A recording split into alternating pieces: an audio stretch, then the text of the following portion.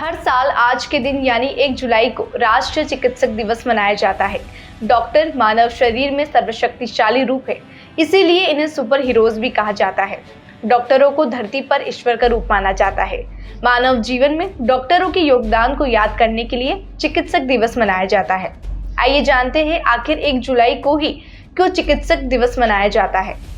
भारत में पहली बार राष्ट्रीय चिकित्सक दिवस मनाने की शुरुआत साल 1991 से हुई थी। इस दिन को मनाने की शुरुआत एक डॉक्टर की याद में हुई थी, जिनका नाम था बिधान चंद्र रॉय। डॉक्टर बिधान चंद्र रॉय बंगाल के पूर्व मुख्यमंत्री है। वह एक चिकित्सक भी थे, जिनका चिकित्सा के क्षेत्र में बहुत बड़ा योगदान था। डॉक्टर बिधान चंद्र रॉय ने जादवपुर टीबी मेडिकल संस्थान की स्थापना में महत्वपूर्ण भूमिका निभाई थी। डॉक्टर बिधान चंद्र रॉय को 4 फरवरी 1961 को भारत रत्न से सम्मानित भी किया गया था। मानवता की सेवा में उनके अभूतपूर्व योगदान को याद करने के लिए केंद्र सरकार ने राष्ट्रीय चिकित्सक दिवस को मनाने की शुरुआत की। डॉक्टर समाज में महत्वपूर्ण भूमिका निभाते हैं, अपना जीवन नागरिकों की भलाई के लिए समर्पित करते हैं और ये सुनिश्चित करते हैं कि लोग बीमारी से मुक्त हो। वर्षों की कड़ी मेहनत के माध्यम से वे सटीक और प्रभावी उपचार प्रदान करने के लिए ज्ञान और कौशल हासिल करते हैं। राष्ट्रीय डॉक्टर दिवस का उद्देश्य हमारे जीवन में उनके महत्व को स्वीकार करना है और उसकी सराहना करना है।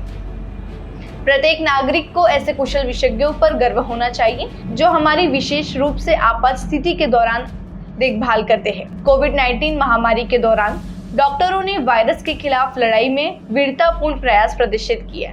इन स्वास्थ्य देखभाल पेशेवरों ने दूसरे को बचाने के लिए अपनी जान जोखिम में डाली और मरीजों का इलाज, अनुसंधान करने और आवश्यक स्वास्थ्य सेवाएं उपलब्ध सुनिश्चित करने में महत्वपूर्ण भूमिका निभाई है।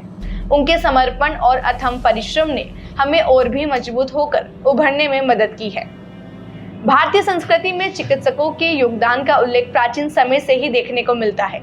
आइए भारत में चिकित्सा के प्रारंभ और विकास के बारे में जानते हैं। भारतीय चिकित्सा का इतिहास काफी विस्तृत है। भारत में चिकित्सा और शल्य चिकित्सा की सबसे प्राचीन तकनीकों विकसित की गई है।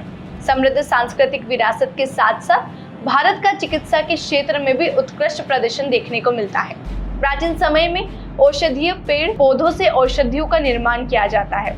विद्वान चिकित्सक और संत उपचार के लिए औषधि उत्पाद बनाने के लिए प्राकृतिक उत्पादों का प्रयोग करते थे, जो आज भी घरेलू नुस्खों के रूप में घर घर में प्रयोग में लाए जा रहे हैं। प्राचीन भारत के कारीगरों और व्यापारियों को न तो केवल औषधीय जड़ी बूटियों के बारे में इतना ज्ञान था, बल्कि वे शल्य चिकित्सा और चिकित्सा की कला में भी कुशल थे।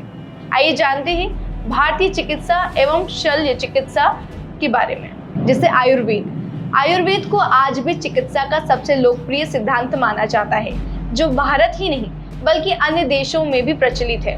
800 ईसा पूर्व के भारतीय विद्वान अग्निवेश को आयुर्वेद औषधि सिद्धांतों के संकलन का श्रेय दिया जाता है। आयुर्वेद के सिद्धांतों के अनुसार यह प्रणाली अलग अलग जड़ी बूटियों और उनके गुणों का उपयोग करके शक्तिशाली औषधीय उत्पाद बनाती है, जो साधारण रोगों से लेकर कुष्ठ रोग और हृदय रोग जैसी बीमारियों को ठीक करने में चमत्कारी होती है। अब बात करते हैं शल्य चिकित्सा की, यानी प्लास्टिक सर्जरी। प्लास्टिक सर्जरी की उत्पत्ति का श्रेय भी प्राचीन भारतीय चिकित्सक सुश्रुत को जाता है। उन्होंने अपनी पुस्तक सुश्रुत संहिता में विभिन्न शल्य चिकित्सा कार्यशालाओं और उपकरणों के बारे में बताया है। इसमें सर्जरी से संबंधित 300 विभिन्न उपकरणों के विस्तृत विवरण के साथ साथ सर्जरी की कला में उपयोग किए जाने वाले 120 विभिन्न उपकरणों के बारे में भी अन्य जानकारी है।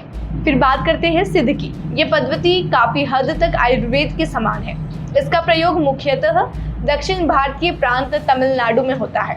इस प्रणाली के अनुसार मानव शरीर और ब्रह्मांड एक दूसरे की प्रतिकृति है। यह प्रणाली जीवन में उद्धार की परिकल्पना से जुड़ी हुई है। सिद्ध प्रणाली आकस्मिक मामलों को छोड़कर सभी प्रकार के रोगों का इलाज करने में सक्षम है। फिर आता है योग। योग का अभ्यास आज पूरी दुनिया में लोग कर रहे हैं, जो शारीरिक फिटनेस के साथ साथ मानसिक शांति भी प्राप्त कराता है। भारत में योग की उत्पत्ति इस बात का प्रमाण है कि यहाँ के चिकित्सक न केवल किसी व्यक्ति के शारीरिक स्वास्थ्य बल्कि समग्र कल्याण के लिए अधिक चिंतित थे। यदि यह कहा जाए कि प्राचीन भारतीय चिकित्सा आधुनिक चिकित्सा की जन्मदाता है, तो ये बात बिल्कुल भी अतिशयोक्ति नहीं होगी। भारत के प्राचीन भारतीय विद्वानों ने चिकित्सा की दुनिया में अपना सर्वश्रेष्ठ योगदान दिया और आधुनिक चिकित्सा को मार्गदर्शन दिया।